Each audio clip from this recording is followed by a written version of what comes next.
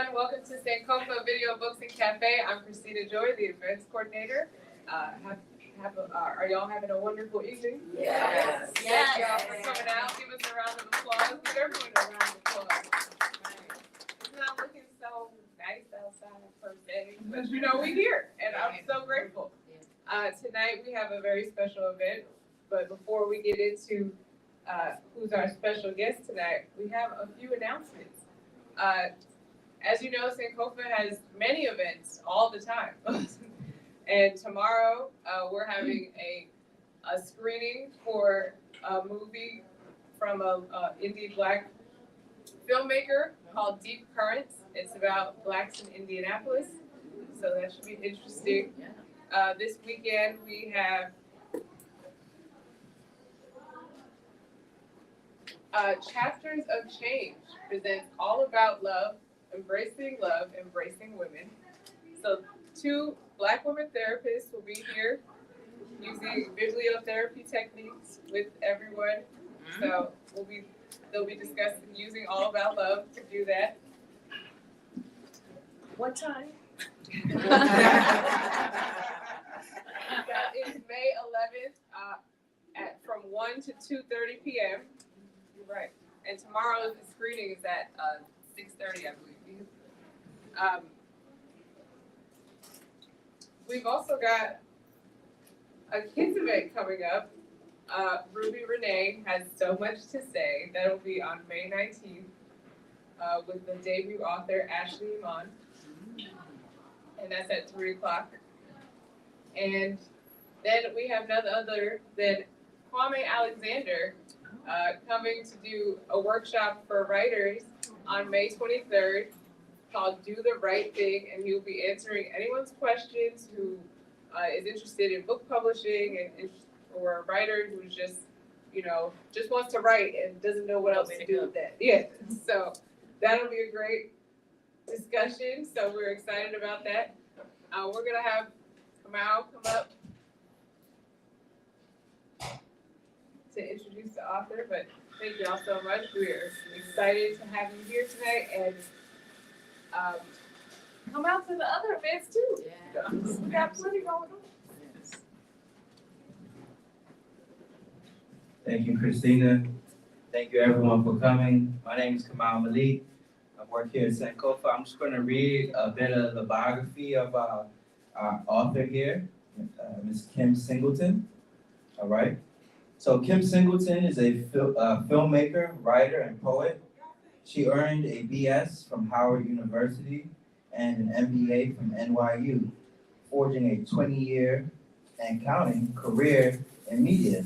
Singleton's love for the arts led her to study at Frederick Douglass Creative Arts Center, Gotham Writers Workshop, and African Voices Writers Workshop. Singleton is the host of the television show Consider It Blacklit, winner of the Public Media Award of Excellence in 2018 and 2019.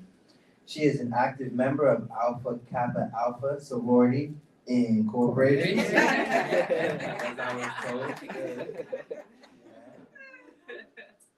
And a former international president of the Howard University Alumni Association. Currently, Singleton lives in New York City. So we want to give you a warm Washington, D.C. welcome and Howard homecoming. Ms. Kim Singleton, thank you. So welcome everyone. Thank you for coming out.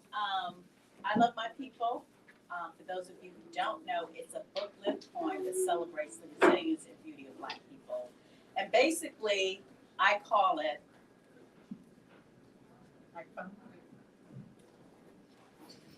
can you hear me? Okay. And basically, I call it my love letter to Black people. And whenever I go somewhere to read it, I never like to read it by myself. So I've been fortunate to have my sorority sisters who were initiated with me to read with me. So I'm gonna have Cheryl come up and Caitlin come up.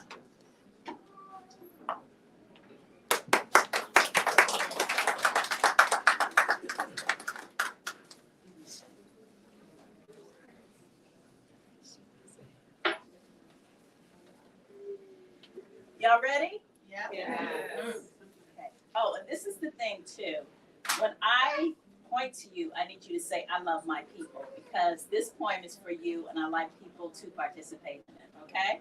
So when I point to you, you say, I love my people, okay?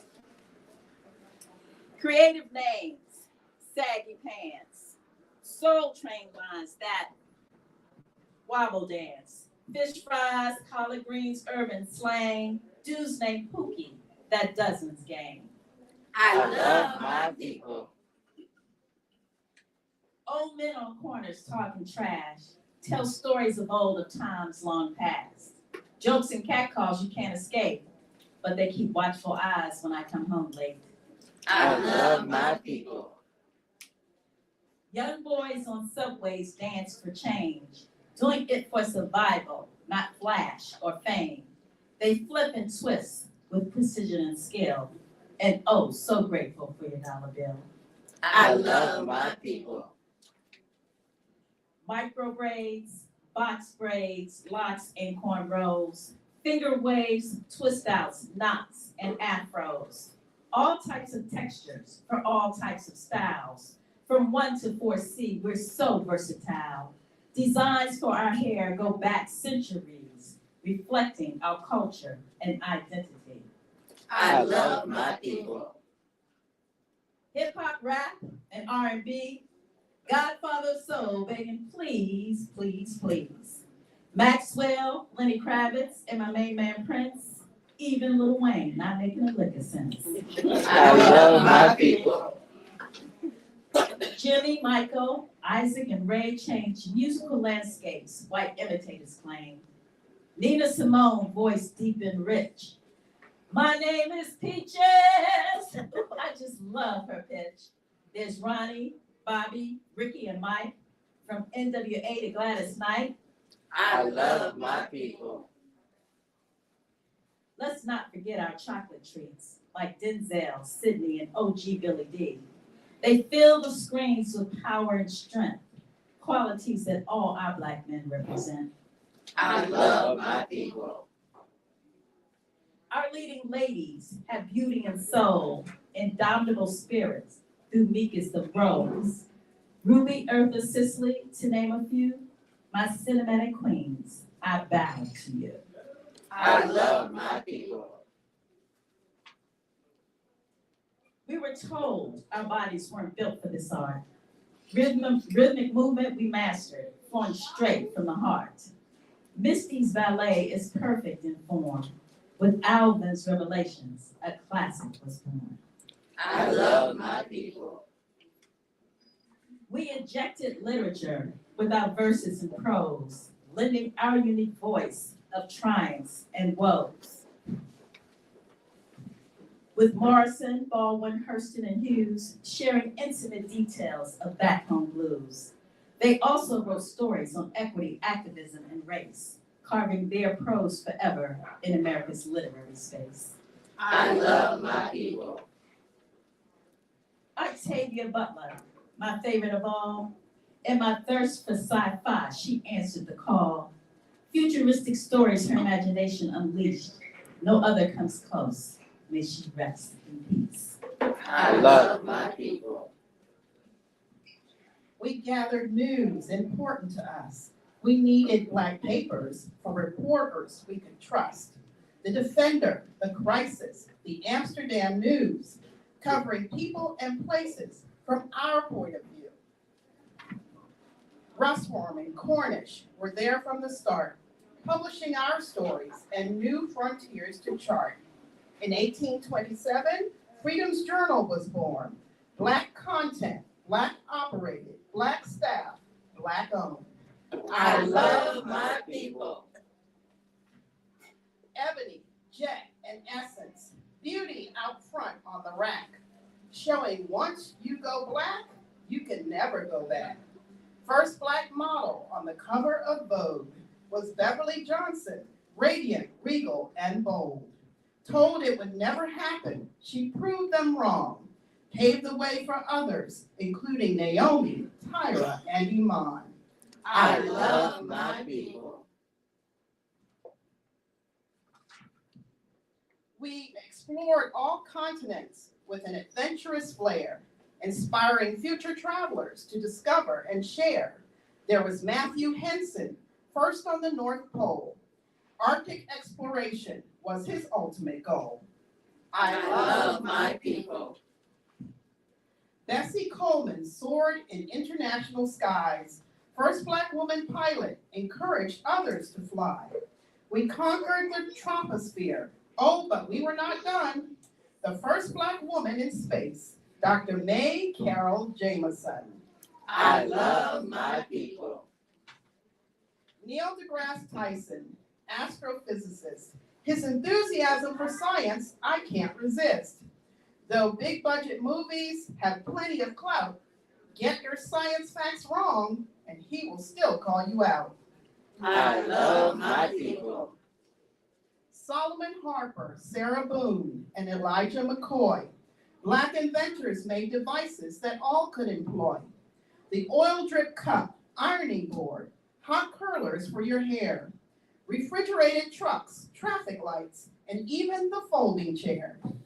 We have conceived and created on technology's behalf, including a technique for eye surgery by Dr. Patricia E. Bath.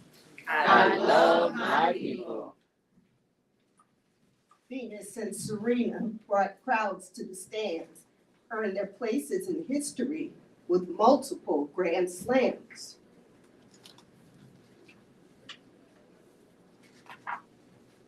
Bringing strength and speed, we excel in all sports.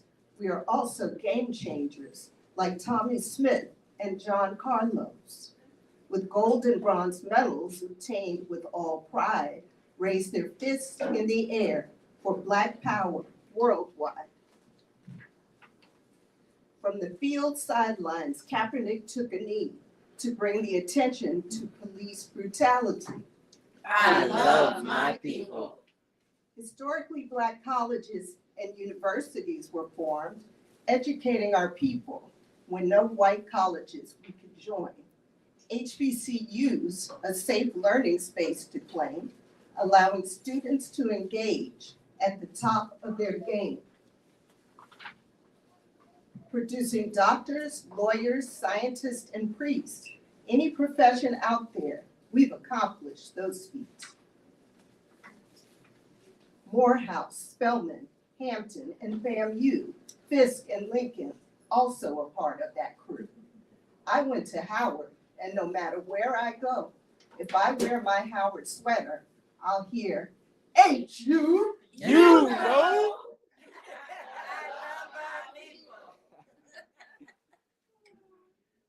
Black Greek letter organizations, known as Divine Nine, provide fellowship and service for a lifetime, starting with fraternities in order of their year, amplifying brotherhood, which they hold dear.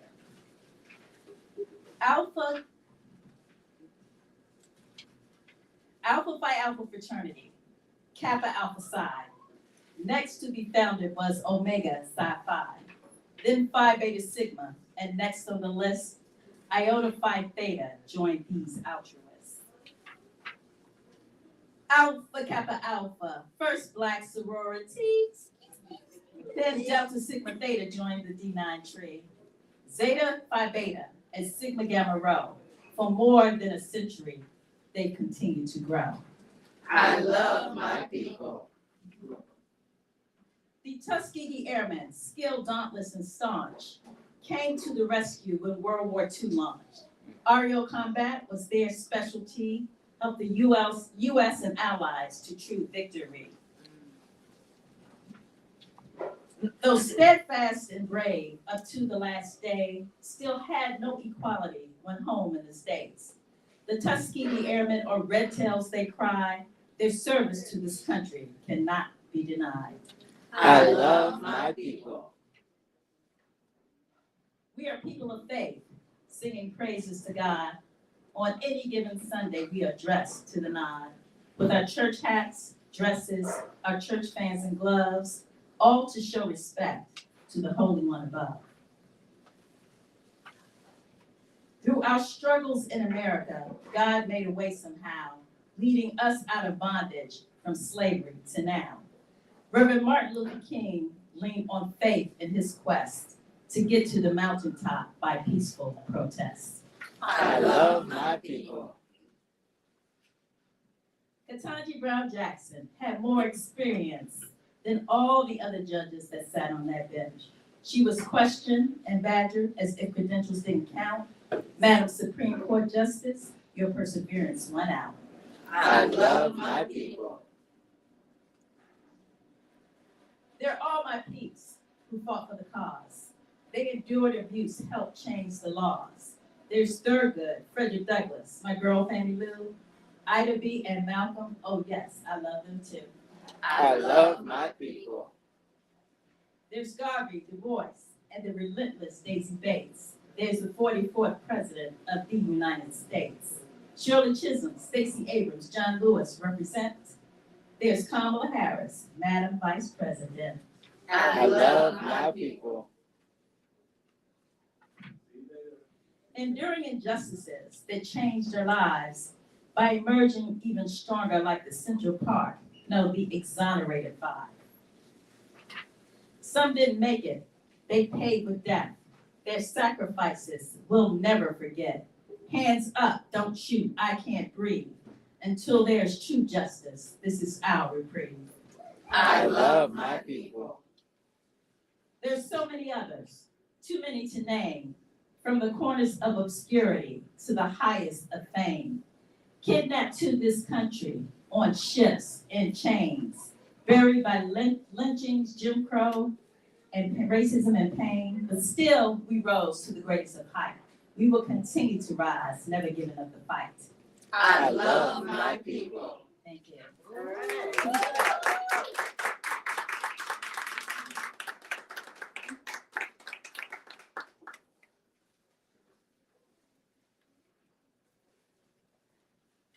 So, hi everybody. Hi. I'm Kaylin Thomas, and my company is Multimedia Maven, and I'm going to be doing a little quick interview with Kim to ask her about how she came to make this book. The first question is, tell us why you decided to write I Love My People. Well, a lot of people don't know that I just write on the side, even though, I have a degree in engineering, and I was a finance executive, but I always did poetry on the side. And I was inspired to write this particular poem because in one of my many walks trying to exercise in the morning, I stopped in the park and I saw these young men, young African-American men, kind of joking on each other. They had me laughing. And then I saw a white couple come by who seemed to be intimidated by these young men. And I just felt like it was unfortunate that they didn't know enough about us to appreciate who we are. And I just started thinking about all the things that I love about Black people. And I just started writing, and that's how the poem started itself. I love that. So, can you guys hear me through this? Okay. Critics say that you brought the rhythm and the call and response to the page. Was this deliberate, or did it just kind of happen through your creative process? Through my creative process, it was deliberate. I happen to be a fan of the 1960s Black arts movement. And I like it because it's an era where our top songs that hit the charts were those of unity and those of call and response. So you think of James Brown, Say It Loud, I'm Black and I'm Proud. You think of Nina Simone, To Be Young, Gifted, and Black. So I admire that era of music and that era of creativity and artistry, and I wanted to duplicate that when I put this poem together. Do you think that this poem, the people who are reading it will get more of a feeling of wanting to get back to that kind of togetherness that we had in the 60s with being proud of our Blackness? Well, that's what I hope. That's my goal. I think that we have to start somewhere, and I love when people read my book and they realize I didn't start off as an author, and they're like, oh, I want to write a book, I want to do this. And I'm like, put it out there, because I think as creatives, we should, counterbalance a lot of the negativity that's out there. I don't knock anybody for their hustle, but we are more than just being defined by the negativity that's put out there. There are pieces of unity to us. There are us that are proud of our Blackness. So, I do believe that people who read it will feel that unity. There were a lot of great photos in the book. How did you decide which photos to use, and did you have to pay for them? Well, no, because publishing company didn't have a big budget, so they were like, you're gonna have to find pictures that you don't have to license. So it took me a while. I had to do a lot of digging to find pictures from the public domain. Some you think you could find, you can't find. I couldn't find anything, because I mentioned Kaepernick in the poem. I couldn't find any that you didn't have to pay for. Some of the older characters that I mentioned in the book, there was stuff out there, but still, it's not as easy because sometimes the estates hold the license fee. But that was the most time-consuming thing in preparing this book, finding the right pictures, and then some pictures, I took myself. I had my nephews take it or my brother take it. Like the young men on the cover in the first page. These are my nephews, and my brother took that. It's like, put on some saggy pants and go stand up against the wall. And then, of course, in the book, when I talk about Howard, that's me on campus. So it's like my nephew took that picture of me. So where I could take the pictures, I did, and the public domain. And then if you see in the book, there's a little bit of graphics or artistry. They tried to fill in for that. Well, speaking of Howard, how has attending an HBCU affected your writing? Well, I think it's a big influence. When you come to Howard, when you're in high school, you're hanging around people from your neighborhood, the same socioeconomic level that you are, and you don't really think, at least I didn't think beyond, hanging out with my friends, being popular in high school, that kind of thing. But when you come to Howard, you meet so many different kinds of people. You think about even when we were being initiated into our sorority, if you think about all the different people and where they came from on our particular line, it's just amazing. You can have, you see people who may have come from like lower income, lower economic neighborhoods who are just brilliant, and they came to Howard. You have people that you meet that come from like a lot of wealth. You have people that you meet that come from other countries. They come from, the Caribbean, etc. But we're all like one big melting pot.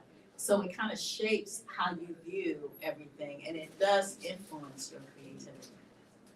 Well, tell the audience a little bit about Consider It Blacklit, your podcast. Okay, so Consider It Blacklit is one of the things that I had started when I was still in corporate America, because I felt like I needed a release. I needed to get back to my creativity. So I said, well, I'm not creating. Let me interview people who are creating. So Consider It Blacklit is a podcast and television show. It airs locally in New York City, but you can get it on any podcast platform. But I highlight African Americans up front and behind the scenes on stage and film and on TV. I recently, and it was so interesting, this publicist was like, I want you to interview, the creator for the show called Sinking Ink. It's going to be at the Apollo. And it was him and the lead. And when I was doing my research, they both went to Howard. I was like, okay, I love this. Yeah. So I was glad that through my show that I could promote, what they were doing, and I just love it. I think your podcast is another way of you showing your love for your people. I'm full disclosure, I had the honor of being on the podcast and discussing the film For the Love of Ivy with Sidney Poitier and Abby Lincoln. So I really enjoyed that. So tell me what's next for I Love My People. Well, the nice thing is I have a children's book, I Love My People children's book coming out. I don't know if I can say who this illustrator is, but she's amazing, and she went to Howard. So it's a picture book, and it's gonna be, still a play on I Love My People, but we're gonna be talking about different things. Like one of my favorite lines in this book, there's so many others, too many to name. There's so many people in our history that we know about and that we don't know about, that, I like to highlight. So that's next. Excellent, looking forward to that. So we don't take any questions from the audience? Anybody have any questions? Do you anticipate writing I Love My People? Maybe. I've been approached to do different things with it. Some producers approached me about expanding it and making it into like a play, and I'm still trying to figure that out. First I was like, make a play out of a poem, but when I was approached to make a poem into a book, I was like, I didn't know how I was gonna do it, so, You'll figure it out. I'll figure it out. Yes. And that goes back to something I didn't ask you about, when you started this. It was just a short poem, and you ended up having to expand it because your publisher asked you to do that. So, I always say what God has for you is for you. Okay, so I left corporate America, I started a video production company, I started my Consider It Blacklit. So really I was trying to reach out and discuss. Somebody asked me, do you know somebody in publishing? And then my mom is writing a book. And so I was like, I don't really know anybody, but I know this one woman who's a little older than me. So I thought she would be retired. And I said, well, I'll reach out to that person and just see what advice she could give. So one thing led to another. We met her for dinner, and she was like, oh, I just got a job as a senior editor at a book company. And I was like, oh, okay. So as we talked, she kept just asking me, digging, what are you doing? And she remembered I had done this poem. And she said, let me hear it. And I happened to have it in my phone because I had just happened to recite it at my chapter. So get active with a chapter. You never know how it would manifest itself and just contribute to your success. So I had it in my phone because I had just read it at a chapter event. And I read it, and she said, I want to publish it. And I was like, oh, yeah, it was only 12 stanzas. And to me, as you go through life, you get a certain age. There's so many people who say things to you that, either, I don't want to say they don't mean it, but they may not get around to it because I'm guilty of that sometimes. But, so I didn't really think anything of it.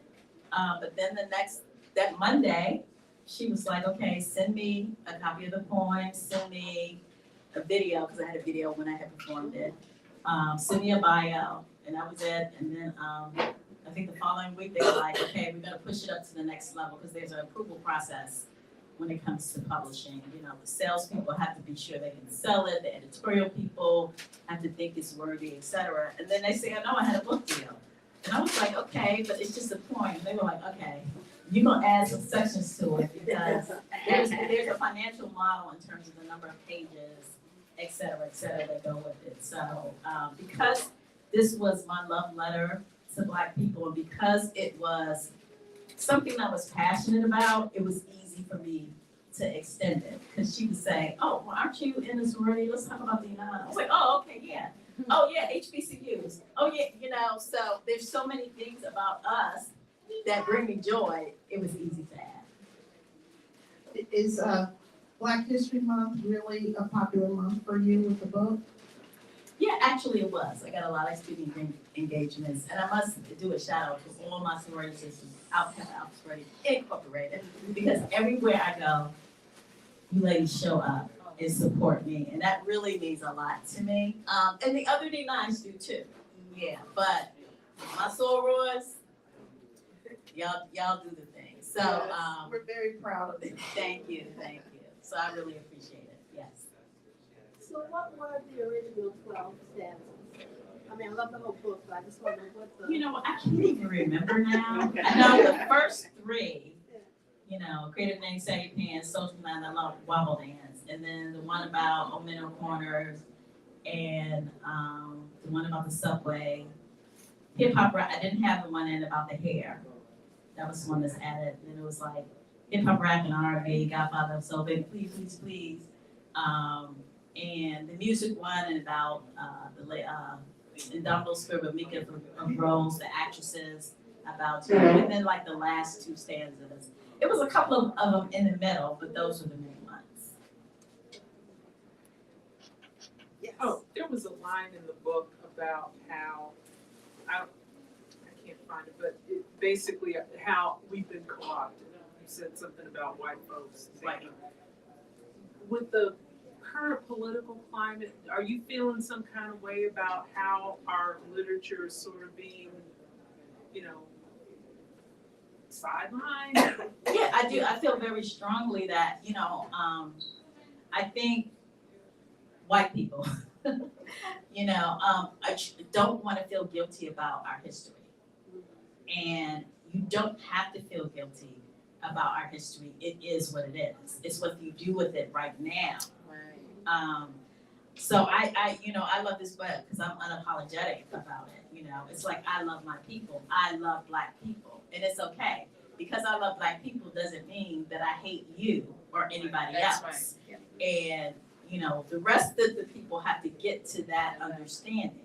I have, Muslim friends, I've worshiped with them. I have Jewish friends, I've worshiped with them. I don't villainize them because they, believe in their culture and that's part of who they are. And for some reason, we get villainized. Black Lives Matter. How did that become a terrorist group? Because we care about our people. So yeah, I do feel some kind of way. And we have to be vocal. We have to really kind of stand up for our own history because they would choose to erase it if they want, but we're not going anywhere. Okay. Absolutely. Yes. You mentioned how writing the parts of the poem were easy. What was the most difficult part of writing your book, since in terms of process or putting it together? What was the most difficult part of writing the book or putting the book together?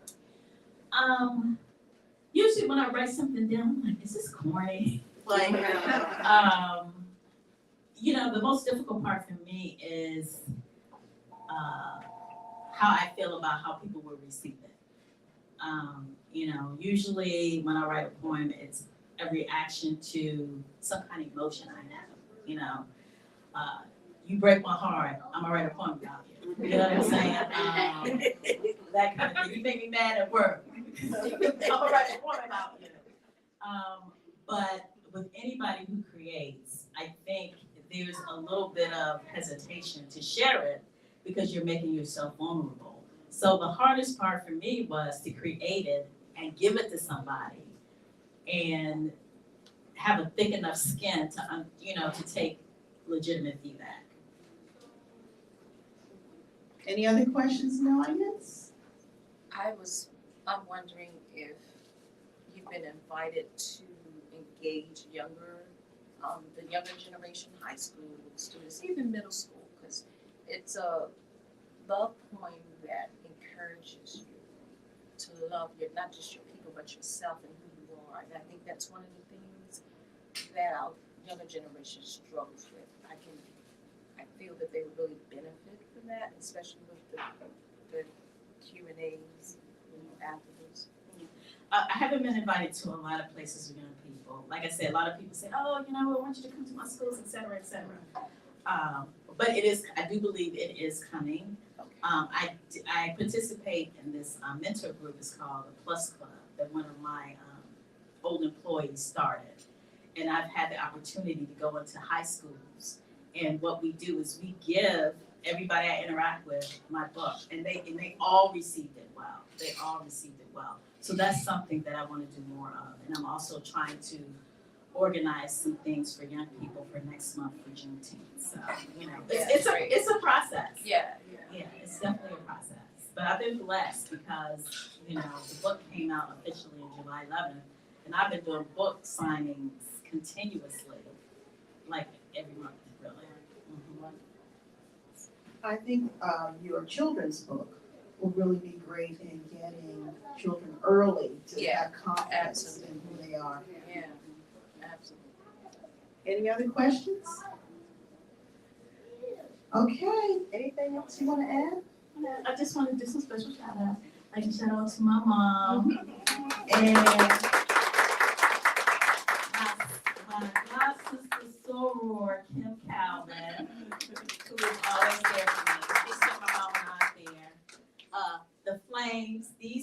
the women. We brought into Alpha Kappa Alpha, and I really appreciate you guys coming up, raise your hand. And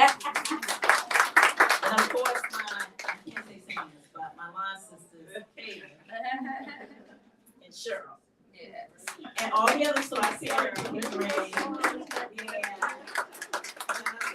Oh, and I see Fred back there. Now, Fred used to work with me. Brave soul, only white boy in here.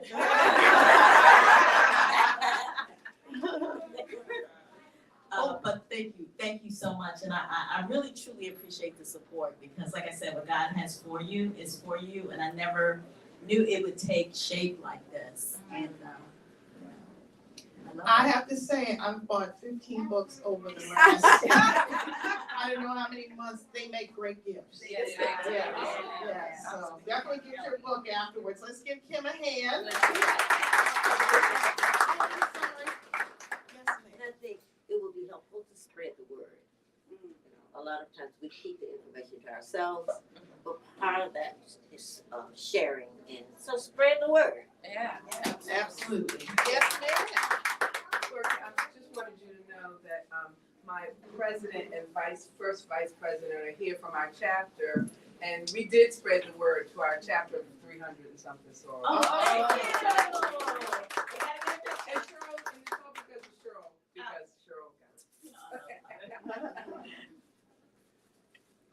Okay, so Kim, it's time to sign some think they want to books. say anything? Oh, yeah, do your president and first vice president want to come and say anything?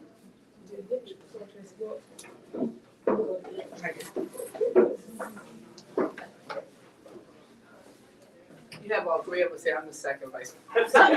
all three of y'all, come on, come on up. And she mentioned him in the book. Oh, Put it in the did form, you? yes. I heard all that. Good evening, everyone. Good evening. Thank you so much for coming out, and thank you so much, Sir Kim. I apologize, I was a little bit late. We were at another event at a candidate forum, but Sordano was like, "It's okay," and I'm like, "No, I'm going." And here, and I'm so glad that I did. I will be sure and purchase a book before I leave. And I just want to thank you all for coming out. I heard some profound words this evening, and one of them were, if you should get connected to a chapter home. And so Psi Zeta Omega's doors are sprung wide open for those who are in the room who need a chapter home. And we are so grateful for you coming out this evening and spending time with us. We hope to do other activities together, and please follow Psi Zeta Omega so you'll see what's happening in our chapter. Thank you for this opportunity. Great to see you, Sora Kim, and to my Bison family. Good evening, and all those who are present. Ditto to what Madam President said. Our doors at Psi Zeta Omega are open. If you don't have a chapter home, please consider our home. And it's great to see you too, so I'm sure. This is our good. membership. So just see me, okay? Thanks, Rick. Are people gonna come up here for the signing? Where are you signing? Round. Okay, we can do it up here. How do you wanna, where do you want me to do the signing, here? Yeah. You can do the signing right there. Okay. Okay, thank you. Okay. Are we purchasing the book? How we get We're it? purchasing. You can buy, okay. Could you give me like just a couple of minutes to set up? Okay.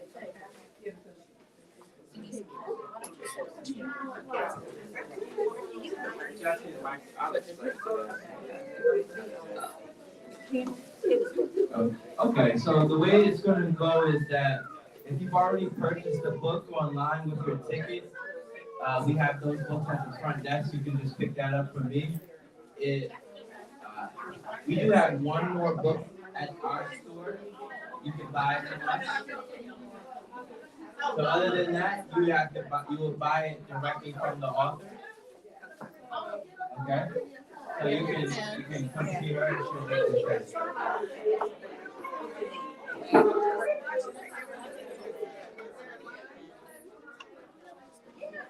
I would say the line could start right here. The line will start right here.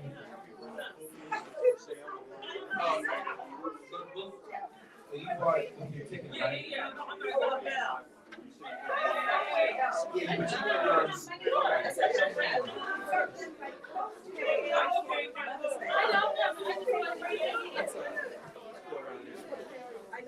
can we just walk past?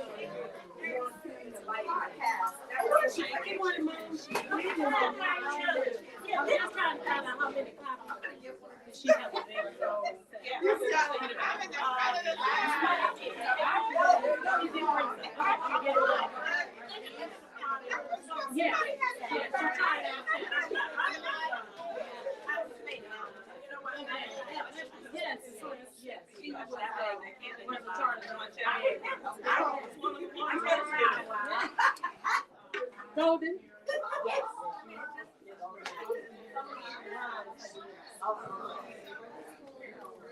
Kim, is there anything I can do?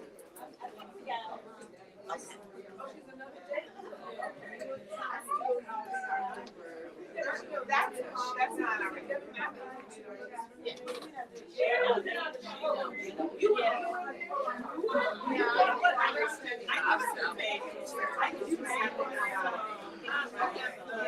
Oh, okay.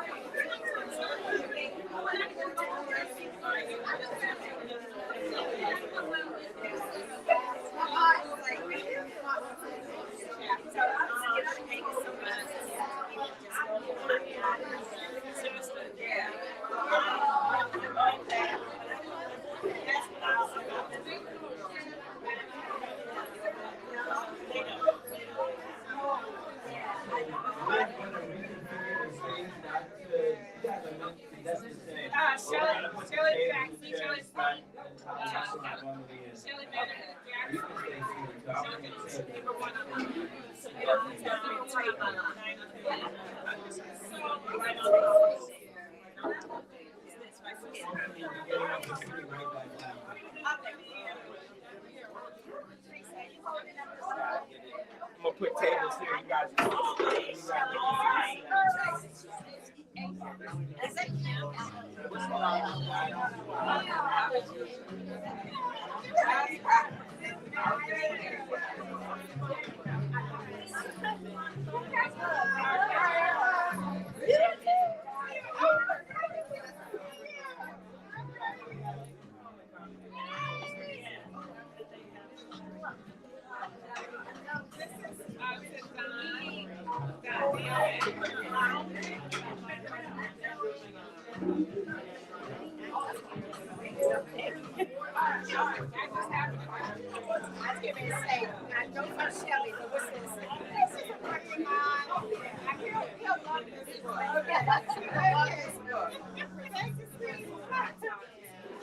The girl can't help it. She was born a queen.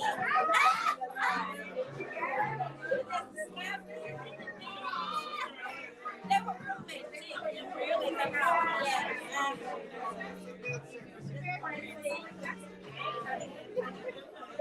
Yeah.